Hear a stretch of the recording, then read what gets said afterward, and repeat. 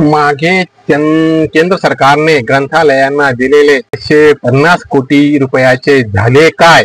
ग्रंथालयाचा पुरता पाय.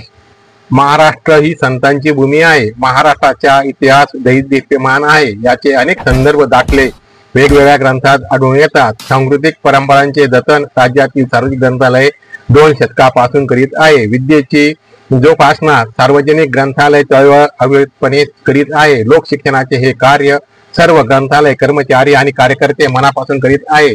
ग्रंथालयांचा विकास करणे आवश्यक आहे याची जाणीव ठेवून महाराष्ट्र सरकारने 1967 साली सार्वजनिक ग्रंथालय कायदा मंजूर करून अंमलात आणला. त्या कायद्याप्रमाणे सार्वजनिक ग्रंथालयांना आधार व मदत देता यावी यासाठी शासनाने नियम 1970 तयार केले आणि या नियमानुसार मागील केलेल्या वर्षात एकूण वर्ष खर्चावर कमाल मर्यादेपेक्षा अधीन राहून 90% परिरक्षण अनुदान दरात जवळजवळ 10 वर्षे वाढ झाली नाही. त्यानंतर विधानमंडळाच्या अंदाज समितीने सादर केलेल्या अहवालात अनुदानात दर 5 वर्षांनी वाढ करावी अशी शिफारस करण्यात आली होती. लोकशिक्षणाची ही चळवळ शासनाच्या उपेक्षेचा भाग बनली आहे. आज ग्रंथालयांना मागील 14 वर्षापासून 2दा दुप्पट अनुदान देण्याऐवजी केवळ 50%, केवळ 60% शासन वाढ करून देत आहे. ती येत असताना वर्ग बदलाची प्रक्रिया झालेली नाही आणि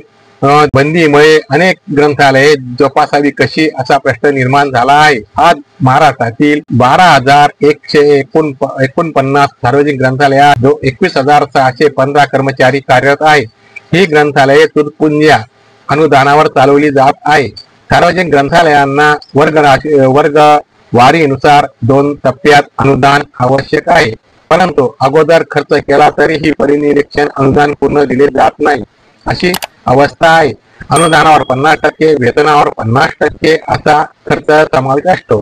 अत्यल्प मानधनावर आता कर्मचारी वर्गाला घर चालवणे जिकरीचे झाले आहे.